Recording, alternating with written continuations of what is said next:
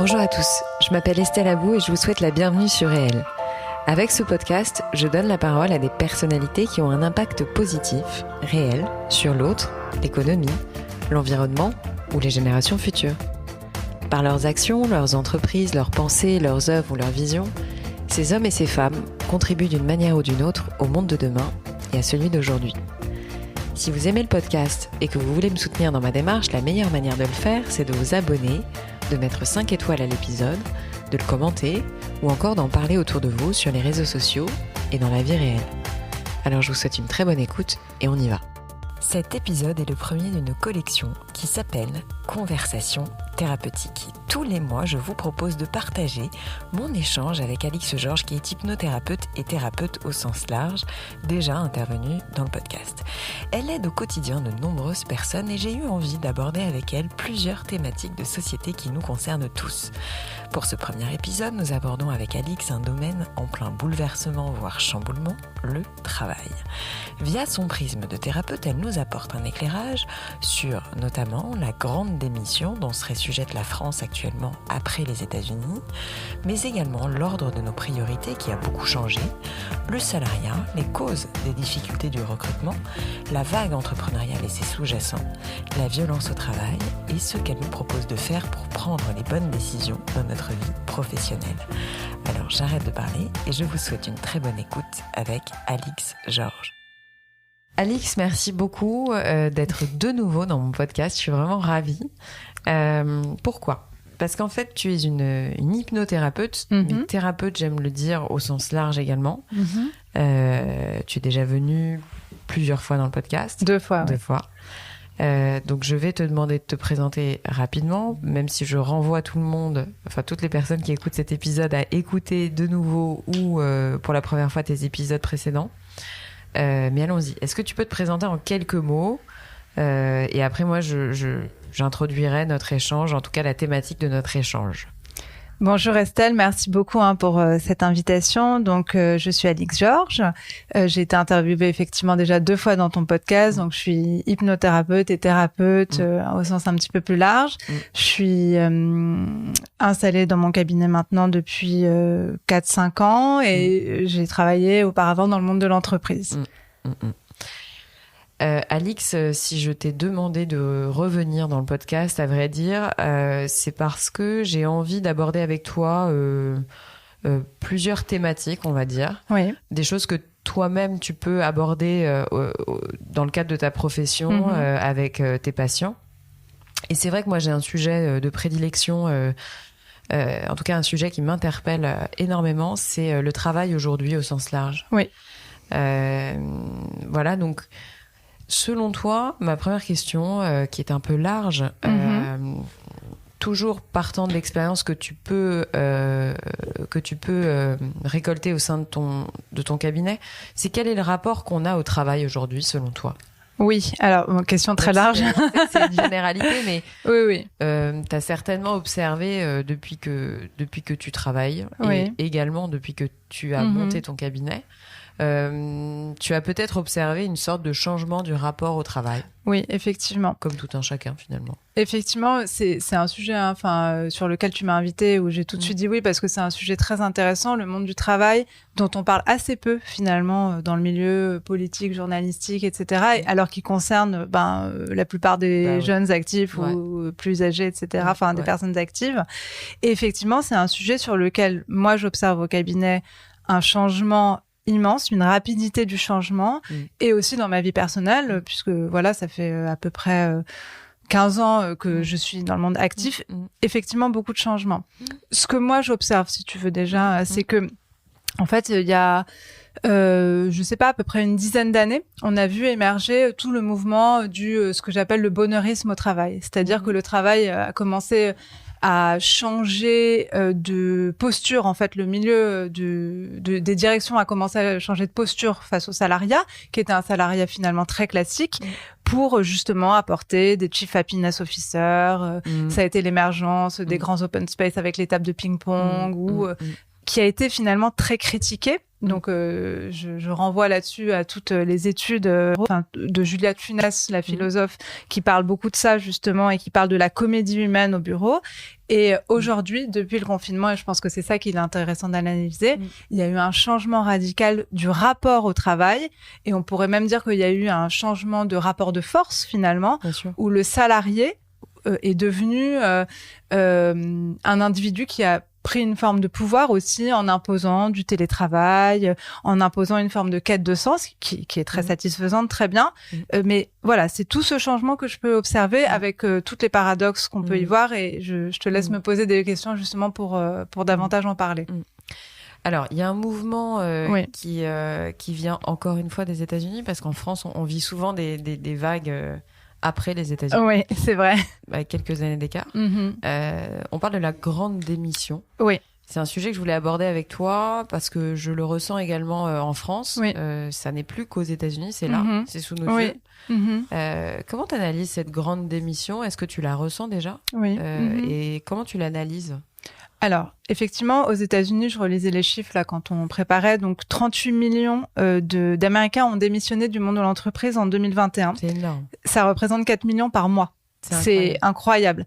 La plupart, dans ce que je lisais, ont retrouvé un emploi. C'est-à-dire qu'aujourd'hui, il y a une flexibilité et une réactivité du monde du travail qui est assez intéressante. Surtout aux États-Unis, parce que le droit social n'est pas le même. Exactement. En France, on n'est pas dans ces chiffres-là, mais le niveau de démission en 2021, enfin là, dans les derniers mois, a été en hausse de 20% par rapport à l'année précédente. C'est énorme aussi. Énorme. 20%. En sachant qu'on est dans une économie où on dit qu'il y a du chômage, etc. Donc, il y a une forme de paradoxe aussi par rapport à ça. Bien sûr. Qui est très intéressant à analyser. C'est-à-dire que c'est ça. On a des motivations qui ne sont plus d'avoir un travail et une stabilité au travail. C'est exactement ça en fait. C'est qu'aujourd'hui, ce qu'on peut constater, que moi je constate au cabinet avec ma patientèle, à petite échelle, mais qui est un mouvement évidemment beaucoup plus vaste, c'est que les priorités ont changé. C'est ça. Aujourd'hui, à l'époque, on était vraiment dans la carrière très verticale à la papa. Entre guillemets, très dans une société très paternaliste. Aujourd'hui, le travail par passion est devenu le premier critère en fait de motivation des jeunes, notamment des 18-24 ans à 42%. Le deuxième critère est le salaire, simplement à 25%. Quand on sait que les jeunes aujourd'hui sont assez précaires, c'est intéressant. On sait par exemple aujourd'hui que aussi bien les grandes banques, il y a eu des statistiques là-dessus, ont du mal à recruter les jeunes. Comme les grandes surfaces ont du mal à recruter les jeunes. Les grands groupes. Ou les grands groupes. Qu'est-ce que ça veut dire ? Ça veut dire que d'une part, les jeunes sont plus... Les jeunes et les moins jeunes, puisque ce mouvement touche la société. Tous les âges. Exactement. Pas tous, mais beaucoup. Peut-être les débuts de carrière et les fins de carrière, non ? C'est ce que je constate, effectivement. C'est ce que je constate, c'est beaucoup des interrogations chez les jeunes et beaucoup d'interrogations chez les... Après 20, 30 ans d'expérience. 45, 50 ans en âge de la personne. Des démissions, des quêtes de sens, des reconversions. C'est très fréquent, en fait, à cet âge-là. Donc, c'est effectivement ces deux segments de population qui sont, je trouve, au cabinet, en tout cas, très concernés. Ce qui fait que ça crée une société en fait qui se complexifie beaucoup. D'un côté, des gens qui sont prêts à une forme de précarité, qui sont prêts à revoir leur motivation par rapport à l'époque. Donc avec tout justement cette quête de sens qu'on voit aussi, qui est aussi le résultat sur ce qui est essentiel, c'est bien. Ça aussi, ça limite. Et ça, je propose qu'on en parle si tu le souhaites tout à l'heure. Et aussi d'un autre côté, en fait, le monde de l'entreprise qui a des tensions de recrutement très forte, qui doit trouver des nouvelles façons de motiver les collaborateurs, surtout dans le secteur secondaire, les tensions de recrutement. L'industrie en France, on en parlait en off tout à l'heure, c'est un secteur qui a beaucoup souffert. Et tu m'expliquais cette notion très intéressante qui t'avait été apportée par l'économiste Marc Fiorentino, du fait qu'on arrive de plus en plus dans une société de loisirs, dans une société d'individus, dans une société de jouissance à tout prix. C'est bien et c'est pas bien. Donc bien sûr. En gros ce que je constate. En tout cas, c'est la fin des sacrifices, c'est la fin du devoir moral, c'est la place au choix à tout prix. Et voilà, il y a un changement à ce niveau-là. Et d'une certaine manière, c'est également la fin de la valorisation du travail bien fait, de la persévérance. Comment dire, je veux pas tout voir noir, mais peut-être qu'effectivement, on a le sentiment que les choses doivent venir vite ou jamais, quoi. Il y a ce sentiment, et je dirais qu'il y a surtout le sentiment qu'on aujourd'hui, parce qu'on est dans une société d'individuation très très forte, on a besoin de sentir que ça vient de soi. C'est-à-dire que c'est vraiment ce qu'on a appelé le mouvement des bullshit jobs, où en fait on est aliéné d'une certaine façon dans son travail, on ne trouve plus le sens à ce qu'on fait. Les psychologues ont appelé ça la démission intérieure. Clairement, ce phénomène, il est en train de prendre très très fortement dans la psychologie générale. On veut du sens à tout prix. C'est cette quête de sens. Ce qui fait, on peut très bien faire bien un travail, mais pour soi. Et c'est tout l'avènement qu'on voit beaucoup dans la société. Tous ces jeunes, et moins jeunes d'ailleurs, mais ces gens très diplômés qui se mettent à devenir boulangers, qui se mettent à devenir artisans, etc. Ça reste un micro-phénomène, hein, bien entendu. Mais une façon d'être prêt à beaucoup travailler, mais pour soi, pour savoir ce qu'on fait, mais plus pour les autres. Ça peut poser question, effectivement, au niveau sociétal. Bah oui, puisqu'en fait... c'est ce qu'on disait aussi en off. On se replie beaucoup sur soi. On est moins à l'écoute de la vie de l'autre. On a peut-être moins envie de faire lien, de faire société, de faire entreprise, puisqu'entreprise, voilà, c'est un ensemble de personnes qui ont finalement un but commun. Est-ce que finalement, comment dirais-je, on peut relier ça d'ailleurs au full remote, tu vois, on parlait de ça, le fait que maintenant on ait des jobs où clairement on peut être embauché dès le début sans avoir à pointer au bureau, jamais même, enfin de manière très occasionnelle, voire très peu. Non, ce que je voulais te demander, c'est indépendamment de la perte de sens que tu évoquais, pourquoi selon toi il y a autant de burn-out, parce qu'il y en a beaucoup. Encore plus maintenant, je pense. Voilà, et qu'aujourd'hui, en plus, c'est devenu vraiment quasiment... je sais pas, il y a 4-5 ans, on n'en parlait pas vraiment du burn-out. Enfin, moins qu'aujourd'hui. On en parle énormément aujourd'hui. C'est limite devenu commun. Enfin, tu vois... Moi, j'ai beaucoup de patients qui viennent pour des questions de burn-out. Bon, évidemment, il faut toujours qu'ils voient un médecin en plus à côté, parce qu'un burn-out, c'est une maladie. Donc, c'est quelque chose de très grave, en fait. Mais ce que j'observe, bizarrement, c'est que malgré tout ce qu'on est en train de se dire, justement, sur la quête de sens, l'individuation, etc., l'entreprise, bon, il faut bien gagner sa vie, c'est-à-dire qu'il y a plein de gens qui sont dans le monde de l'entreprise aussi par nécessité, et devient quand même un monde, de ce que je constate, où il y a une vraie violence en fait au travail. Pas toujours, évidemment, mais je pense à certains cas, que j'ai pu recevoir, puisque moi j'ai un biais. Bien sûr, bien sûr. Mais où en fait on en demande de plus en plus, et ça crée un phénomène d'aliénation, de monter en puissance, de trouver aussi la bonne posture que les gens n'arrivent pas à trouver. Enfin, il y a une forme de violence dans les rapports humains, qui, je pense, qui était moins le cas à l'époque, qui est aussi du fait de la porosité, du fait qu'aujourd'hui, on amène le travail à la maison. Enfin, cette espèce d'effacement des frontières a aussi créé ça. Bien sûr, tu non, vois, mais en plus, il y a aussi une autre nouvelle catégorie d'entreprise où il y a des gens qui créent des entreprises qui eux-mêmes n'ont pas eu d'expérience dans le monde de l'entreprise. C'est ça. Donc ils ne savent pas manager, ou en tout cas qui ne savent pas trop gérer c'est ça. Des sujets sociaux. Oui, et c'est ce dont on parlait en off aussi, c'est la fin d'une forme de...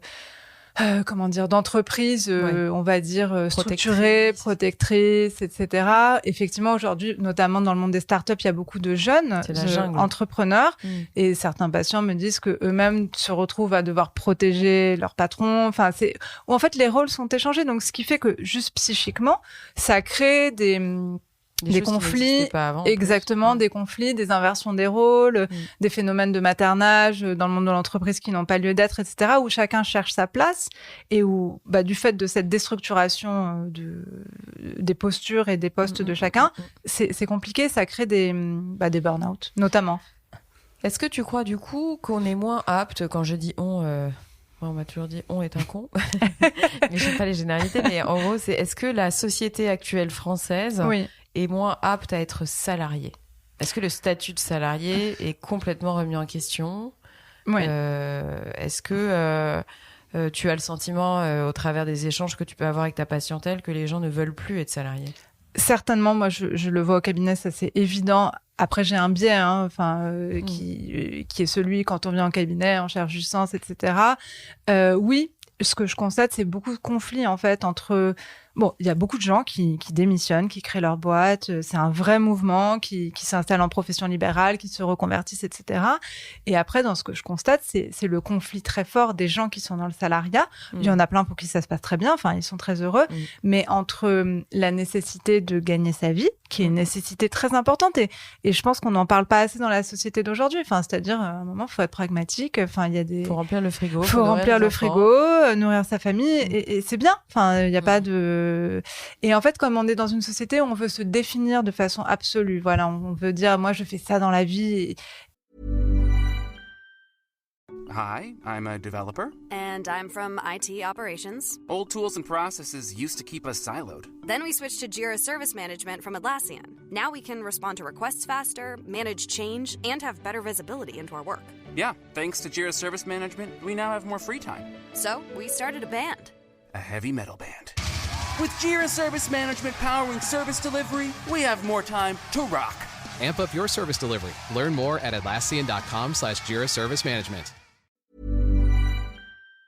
Il faudrait que ça nous définisse, alors que non, le travail, c'est une partie de soi. On n'est pas notre boulot. Mais non. Ouais. Et c'est trop ça, de gens souvent... ont tendance à confondre qui on est et ce Exactement. qu'on fait. Et ça, tu m'en parlais tout à l'heure quand on préparait ça. C'est aussi probablement une conséquence des réseaux sociaux, c'est-à-dire que on se définit en une image, on se définit en une phrase, on se définit... Non, enfin, bon, en tant que thérapeute, évidemment, je mets de la complexité là-dedans. C'est sûr et certain. Donc, ça aussi, enfin, c'est... Voilà, ça pose question. Et ce qui fait qu'il y a des gens qui ont du mal à supporter leur posture de salarié, alors qu'elle est très bien, très légitime, très compréhensible, très noble, très respectueuse. Donc, c'est une vraie question, hein. Bah, c'est une vraie question, d'autant qu'aujourd'hui, moi, je me demande, si tu veux, je me mets à la place de quelqu'un qui est salarié, qui finalement aime bien son job, mais bien qui est content d'être là, et puis qui se fait un petit peu titiller, chahuter, ou, je sais pas, moi, charrier sur le fait qu'il soit salarié, mais qu'il n'entreprenne pas, qu'il fasse pas des trucs de fou à côté, etc. C'est un peu déstabilisant, tu vois. Enfin, je pense qu'il faut avoir maintenant la tête sur les épaules et les reins solides pour se dire, bah non, je suis en poste, je suis content d'être là, je suis content de rembourser mon crédit pour acheter mon appartement, etc. Tu vois. Et je crois qu'il y a un moment, il faut aussi rassurer un petit peu les gens en leur disant, bah, tout va bien, quoi. Enfin, c'est OK si t'es content en étant comme ça. En fait, tout dépend où se situe le conflit. C'est-à-dire que tout peut pas aller forcément toujours bien pour tout le monde, mais si c'est un conflit intérieur, c'est plus compliqué. C'est ça. Là, dans ce cas-là, c'est important de se poser la question. Et c'est tout à fait audible, évidemment. Si le conflit est simplement lié parce que je vois l'autre sur Internet, sur Instagram, je ne sais quoi, qui paraît mieux que moi, bon, c'est... Bien sûr. C'est la fin. Enfin, c'est pas comme ça qu'il faut raisonner. Bah, où se situe son désir à soi? C'est toujours la question qu'on doit se poser. J'avais une autre question, Alix. Selon toi, est-ce que, enfin, j'avoue que c'est une question un peu bateau, mais est-ce que tu vois des traits de caractère assez communs avec des gens qui ont la capacité à entreprendre? C'est-à-dire qu'en fait, je m'interroge toujours sur sommes-nous tous des entrepreneurs? Je tiens à signaler que, selon moi, nous ne le sommes pas tous. Et je pense qu'il faut vraiment faire en sorte de comprendre ça. Parce que entreprendre sa vie, c'est autre chose que entreprendre une entreprise. Exactement. Mais du coup, est-ce que toi, tu décèles des traits communs de personnes qui te disent, voilà, je suis salarié, je change de vie, je veux entreprendre, et qui arrivent finalement à vivre de leur entreprise, qui sont heureux dans cette voie-là. Voilà, c'est-à-dire que, est-ce qu'il y a selon toi des marqueurs au vert, enfin, comment dire, oui, c'est ça, c'est vas-y, lance-toi, entreprends. Tu vas y arriver. Je me pose la question de savoir, est-ce qu'il y a un format de personne, de contexte qui fait que là, les planètes sont alignées, les traits caractéristiques sont là pour entreprendre et faire en sorte d'être bien et serein dans cette voie. Je sais pas si tu vois ce que je veux dire. J'entends la question. Bon, déjà, non, mais je me permets une mini digression, c'est que tu as fait la différence entre entreprendre sa vie et entreprendre dans la vie, qui est effectivement très importante. Moi, mon point de vue, je pense qu'on a le même, c'est on est tous entrepreneurs de sa vie et c'est même une nécessité morale et éthique. On ne peut pas tous entreprendre dans la vie au sens de l'entrepreneuriat d'aujourd'hui. Et ça, tu fais bien de montrer ce point parce qu'aujourd'hui, on est aussi dans un espèce de mythe de l'entrepreneuriat, du fait que je suis maître aussi de ma vie. L'entrepreneuriat économique, entrepreneurial au sens du monde de l'entreprise, c'est quand même très particulier. Enfin, c'est extrêmement difficile. Ça, c'est quand même quelque chose que je souhaite rappeler. C'est extrêmement solitaire. Il y a une solitude. En fait, moi, c'est ce que je constate au cabinet, parce que j'ai quand même pas mal de patientèle libérale, entrepreneuriale, etc. Une solitude extrêmement difficile que pas tout le monde n'est capable d'affronter, d'assumer. Mais enfin, encore une fois, c'est pas bien ou bien. Enfin, c'est en fait la question à laquelle je renvoie toujours, c'est où est son désir, pourquoi je veux entreprendre, pour quelles raisons psychologiques en fait, parce que c'est toujours une raison psychique en fait à aller et ensuite la déployer. Donc en soi, s'il y a un désir, faut toujours l'écouter, mais il faut essayer de comprendre l'intention derrière ça. Exactement. Tu est-ce que c'est une intention réelle et personnelle, ou est-ce que c'est une intention imposée? Est-ce que c'est un fantasme? Est-ce que c'est la société qui me l'impose? Qui, quoi? Enfin, et qu'est-ce qui se cache derrière ça? Et encore une fois, on peut tout à fait entreprendre également dans l'associatif, dans sa vie de tous les jours. Je considère qu'il y a beaucoup de mères qui sont des entrepreneurs du quotidien, en s'occupant de leur famille, des mères au foyer notamment. Enfin, la question est plus large que le statut social. Exactement. Je reviens un petit peu sur ce dont on parlait au tout début, à savoir la grande démission. Oui. Il y a une part de souffrance au travail, je pense. Tu en parlais également dans la violence qu'on peut ressentir. Bon, voilà, parce que globalement, le climat est aussi un peu électrique. Enfin, on est aussi, il faut quand même replacer les choses dans le contexte. Je fais une petite précision. On est vraiment là dans une période extrêmement compliquée. Extrêmement compliquée. Voilà. Tu parlais tout à l'heure, quand on discutait tous les deux, du fait qu'on est sur des espèces de tectoniques de plaques qui bougent. C'est important qu'on le rappelle. C'est une période complexe. Ouais, on a le sentiment que le sol glisse un peu sous nos pieds. Je parlais de la souffrance au travail. Ça, finalement, alors, effectivement, c'est lié au contexte, mais pas que. Quels sont, selon toi, les ressorts pour ne pas trop souffrir au travail? Excellente question. Je vais répondre... C'est un peu bateau, parce que je me doute que tu peux en parler pendant des heures, tu vois, mais si tu avais peut-être éventuellement un conseil, peu importe, tu vois, mais... Je sais que moi, j'ai souffert dans mon travail à une époque. Je me rendais peut-être pas forcément compte, mais j'avais pas j'observais les autres autour de moi et je me disais, tiens, eux, ils souffrent pas. Alors déjà, certainement des trucs. Déjà, t'en savais rien. Ouais. Parce que le travail, c'est le monde de l'entreprise, c'est aussi un petit théâtre. On fait tous semblant. On a un costume. Enfin, on a un titre, on a un poste. On est soi, mais on n'est pas complètement soi. C'est le jeu social qui veut ça aussi. Ouais. Alors après, c'était plus, ils avaient certainement une capacité à se mettre à distance. C'est ça. À prendre de la distance par rapport à un événement, par rapport à une remarque, par rapport à, je sais pas moi, un rendez-vous qui s'est plus ou moins bien passé. Là, je m'adresse vraiment aux gens qui arrivent sur le marché du travail, qui peuvent ressentir parfois des choses un peu bizarres, comme moi-même, j'ai pu le ressentir au début de mon expérience professionnelle, mais comment on fait pour pas trop souffrir au travail? Je vais te répondre la réponse bateau. Il faut savoir se protéger. Enfin, non, c'est pas bateau. Aussi entre guillemets simple et donc très complexe que ça puisse paraître. C'est compliqué avec on ramène l'ordi à la maison, on a les mails qui nous suivent sur les portables, les gens qui appellent les week-ends, etc. Enfin, donc c'est très compliqué. Donc le fameux vie pro, vie perso. Donc on y vient de plus en plus. Enfin avec le télétravail, les gens qui veulent se recentrer sur leur famille, c'est bien. En soi, c'est bien. Donc, savoir se protéger. Et tu parlais justement de l'exemple des réunions tout d'un coup qui se passent mal, où on interprète, entre guillemets mal, une phrase qu'on a pu entendre, etc. Ça, c'est important d'analyser pourquoi ça nous arrive. Est-ce que ça nous rappelle une situation du quotidien? Est-ce que ça nous rappelle la façon dont nos parents nous parlaient, dont on a pu mal vivre une expérience à l'école? Qu'est-ce que ça va résonner pour tout de suite permettre de faire le décalage? C'est ça. C'est toujours, quand on a comme ça une souffrance, c'est souvent une régression infantile qui réapparaît. Souvent, je veux pas faire de généralité. Non, t'as raison. Parfois, il y a des cas de harcèlement, c'est juste du harcèlement. Enfin, il y a rien à voir avec l'enfance, etc. Mais c'est important d'analyser pourquoi ça fait mal. Et c'est quand on comprend pourquoi qu'on peut mettre la bonne distance. Tout est une affaire de distance. Alors, en parlant de distance, justement, c'est quel conseil tu donnerais éventuellement pour prendre cette distance, parce que Oui. c'est toujours un peu compliqué si tu veux quand t'as un employeur Oui. ou un investisseur, parce que Oui. il y a quand même des Oui, maintenant les tu vois les limites. Enfin, je reprends ce que je veux dire, mais c'est quand tu fais une grosse levée de fonds, on va Oui. dire que tu as une entreprise, Oui, bien finalement sûr. ton investisseur devient un peu ton patron, quoi. Oui. D'une C'est certaine vrai. manière, c'est un peu comme Oui, ça que ça se oui, passe. mais comme un banquier, comme bien Exactement. sûr. Oui. Donc du coup, comment on pose des limites à ça? Tu vois ce que je veux dire? Puisqu'il y a une nouvelle autorité, que finalement, on est une génération de personnes qui parlons un peu plus, on Oui. s'écoute un peu plus. Oui. On n'est plus dans une ère de personnes qui acceptent, qui fait le dos rond. C'est-à-dire, Oui, c'est tu vois, vrai. on est un peu dans une phase où les jeunes... mais même pas les jeunes, en fait. Je pense même pas que C'est ce soit tout le monde. c'est tout le monde. Ouais. C'est-à-dire qu'on n'accepte plus trop la critique, on n'accepte plus trop l'autorité, Oui. on n'accepte plus trop le fait de rendre des comptes. C'est ça.